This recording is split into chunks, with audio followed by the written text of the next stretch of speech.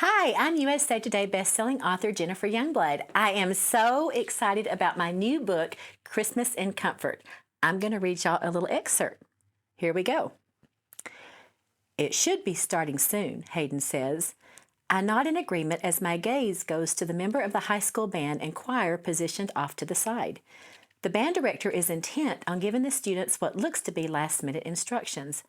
At tree lightings that I've attended in the past, the mayor would give a short welcome speech, and then the choir, accompanied by the band, would perform a couple of Christmas numbers. Afterwards, the band director would lead the audience in singing one or two well-known Christmas carols.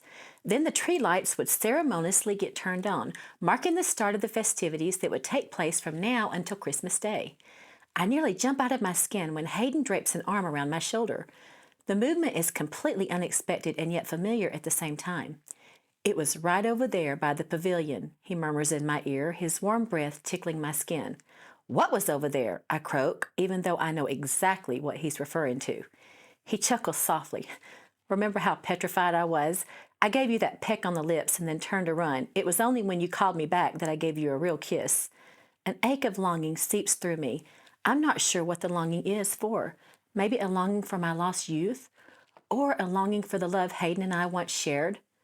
Those were good times, he says in a wistful tone. Suddenly, a hot flare of anger shoots through me. What in the heck is Hayden trying to prove? Surely he doesn't think he can snap his fingers and erase all the bad history between us. I whip around, glaring at him. My anger is a shield that I must keep in front of me at all times. Keeping his arm fixed around my shoulder, he searches my face with an intensity that energizes my cells and makes me even more furious. It would seem that I'm having a hard time distinguishing between my rage and this unwelcome attraction. Say something, he implores. I narrow my eyes, my words snapping like a whip. I don't know what you're up to, but it needs to stop right here, right now. An easy smile pulls at his lips as he removes his arms.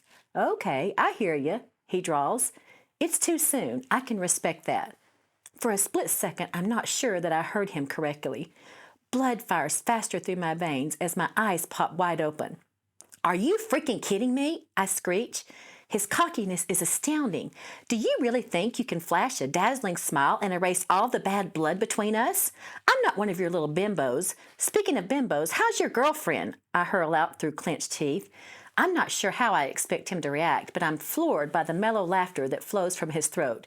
It's smooth, rich, and distinctly masculine. Caroline Quinn Morelli, are you jealous? He taunts. An invisible fist knocks the breath out of me. Somehow I manage to find my voice. Not in the slightest.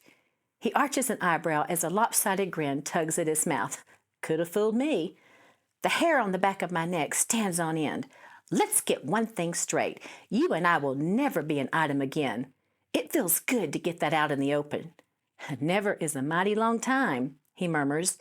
Dizziness envelops me. I'm caught somewhere between wanting to rip the arrogant expression off his handsome face and wanting to kiss his tantalizing lips. I feel a tug on my arm. Mom, are you okay? I turn to face Dakota. His concerned expression snaps me back to reality. Dakota's gaze moves from me to Hayden. Clearly, he sees that something is going on between Hayden and me. I force a cheerful smile. I'm good. Your mom and I were having a friendly debate about the pavilion, Hayden chimes in. A chortle clips my throat. Is that what we were doing? What kind of debate? Dakota asks warily. Having no idea how to answer, I look to Hayden for help. He got us into this pickle. It's up to him to get us out. Your mom says the pavilion is stained with English chestnut, and I say it's provincial. I can't stop myself from getting going bug-eyed. That's the most ridiculous explanation I've ever heard. Evidently, Dakota agrees because he pulls a face. You're arguing over wood stains? Hayden shrugs. You know your mom always has to have the last word. I know, Dakota says with such gusto that my jaw drops. Be sure and grab your copy of Christmas in Comfort. It's available on Amazon.